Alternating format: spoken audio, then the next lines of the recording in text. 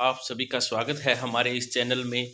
किसान भाइयों, आज बहुत ही लाभकारी योजना जो किसानों के लिए बहुत ही अच्छी योजना के रूप में जानी गई है, उसके बारे में चर्चा करेंगे। किसान भाइयों, पहले के वीडियो में आपको विभिन्न कृषि विभाग की योजनाओं के बारे में जानकारी दी गई। पशुओं से संबंधित जो योजनाएं चल रही हैं, पशु मंगला योजना, बैलों से खेती करने पर कितना अनुदान है, खेत तलाई योजना, डिग्गी योजना, फुहारा संयंत्र योजना, इन सभी योजनाओं के बारे में पूर्व की वीडियो में किसान भाइयों आपको जानकारी दी गई। आज जुड़ेंगे एक नई योजना, फसल बीमा योजना। जानेंगे किसान भाइयों, फसल बीमा योजना क्या है, कौन से किसान भाई इसमें पात्र हैं, किस प्रकार फसल बीमा करवाया जाता है, कौन सी फसलों का फसल बीमा किया जाता है। सबसे पहले किसान भाइयों जानेंगे इस योजना का क्या उद्देश्य है। उद्देश्य में प्रधानमंत्री फसल बीमा योजना के द्वारा कम वर्षा, विपरीत मौसम परिस्थितियों तथा अन्य प्राकृतिक कारणों जैसे सूखा, बाढ़, जलभराव, कीट व्याधि, प्राकृतिक आग, बिजली गिरना, ओलावृष्टि, बेमौसम वर्षा से फसलों की उपज में होने वाले नुकसान से कृषकों को सुरक्षा प्रदान की जाती है। ऊपर बताए गए विभिन्न कारणों से किसान भाइयों की अगर फसल खराब हो जाती है तो वो बीमे के अंदर आती है। उसमें किसान भाइयों को ये सुरक्षा है, एक प्रकार से उसमें बीमित राशि दी जाती है। जानेंगे किसान भाइयों कितना प्रीमियम किसान भाई के द्वारा दिया जाता है, कितना सरकार द्वारा वहन किया जाता है।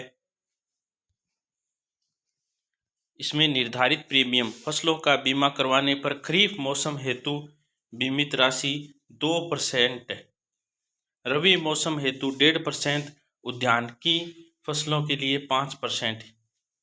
यानी कि दर्शकों, अगर फसल खरीफ मौसम की है तो उसमें किसान भाई को 2% प्रीमियम ही देना होता है। रबी है तो उसमें 1.5% प्रीमियम ही किसान भाई के द्वारा वहन किया जाता है। यह है प्रीमियम। अब जानेंगे कौन से किसान भाई इसमें पात्र हैं। सभी वे कृषक जिन्होंने अधिसूचित क्षेत्र के लिए अधिसूचित फसल की बुआई की गई है।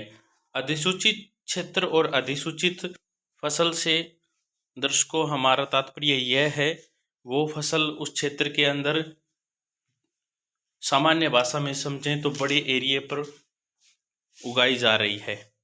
जो फसल अधिसूचित नहीं है उसका बीमा वहाँ नहीं होगा। अगर किसी क्षेत्र में अगर जीरा नहीं बोया जाता तो वहाँ जीरे का बीमित फसल या अधिसूचित फसल में नहीं आएगी। और अगर जिस क्षेत्र में बोया जाता है तो वो क्षेत्र अधिसूचित क्षेत्र होता है और वो फसल अधिसूचित फसल के अंदर आती है, वहाँ पर उसका बीमा करवाया जा सकता है।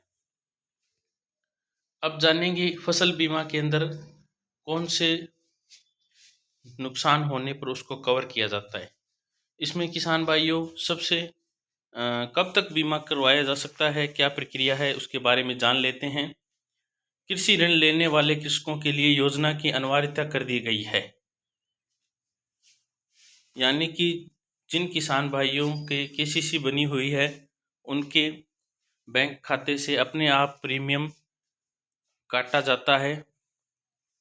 वित्तीय संस्थान से फसली ऋण लेने वाले कृषकों को लिखित में खरीफ के लिए 8 जुलाई तक तथा रबी में 8 दिसंबर तक बैंक को फसलों का बीमा नहीं करने हेतु सूचित करना होगा, अन्यथा बैंक द्वारा अनिवार्य आधार पर बीमा कर दिया जाएगा। जिन किसानों की केसीसी बनी हुई है या जो ऋणी किसान हैं उनके बैंक द्वारा प्रीमियम काट लिया जाता है, फसल बीमा कर दिया जाता है। कोई किसान यह चाहता है कि मैं प्रीमियम नहीं कटाना चाहता, मुझे इस योजना की आवश्यकता नहीं है, तो उस किसान भाई को खरीफ के लिए 8 जुलाई से पहले और रबी के लिए 8 दिसंबर से पहले बैंक में लिख के देना होगा कि वह इस योजना का लाभ नहीं लेना चाहता, उसको प्रीमियम नहीं कटाना है। उसके लिख के देने के बाद ही उसका प्रीमियम नहीं कटेगा, नहीं तो अनिवार्य रूप से उसका प्रीमियम उस फसल का कट जाएगा। तो जो किसान भाई ऋणी किसान भाई है और वो अगर इस योजना का लाभ नहीं लेना चाहते हैं तो उपरोक्त बताए अनुसार अपने एप्लीकेशन देकर इसको बंद करवा सकते हैं। अब जानेंगे, पहले हमने जाना ऋणी किसान भाइयों के बारे में, अब जानेंगे गैर ऋणी किसान भाई या जिन्होंने केसीसी नहीं बनवा रखी है या किसी प्रकार का ऋण बैंक से नहीं ले रखा है, उन किसान भाइयों के इस प्रधानमंत्री फसल बीमा योजना कैसे लाभ ले सकते हैं। प्रधानमंत्री फसल बीमा योजना के तहत बीमा प्राप्त करने के इच्छुक गैर ऋणी किसान निकट बैंक शाखा, सहकारी समिति, अधिकृत चैनल पार्टनर, जन सेवा केंद्र, बीमा कंपनी या उसके अधिकृत एजेंट से संपर्क कर या निर्धारित तिथि के अंतर्गत स्वयं राष्ट्रीय फसल बीमा पोर्टल, जो पोर्टल बताया गया है, पर ऑनलाइन आवेदन फॉर्म भर सकते हैं। गैर ऋणी किसानों को अधिसूचना अनुसार भू अभिलेख, आधार कार्ड, बोई हुई फसल का प्रमाण पत्र, मालिक से घोषणा पत्र, बैंक पासबुक कॉपी जमा करवाना अनिवार्य होगा। इसमें बताया गया है कि कौन से दस्तावेजों की आवश्यकता होती है। पहले अब हमने ऋणी की बात की, उसके बाद में गैर ऋणी की बात कर रहे हैं कि वो कहाँ से अपना बीमा करवा सकता है, उसको कौन से दस्तावेजों की आवश्यकता होगी, यह भी इसमें बताया गया है।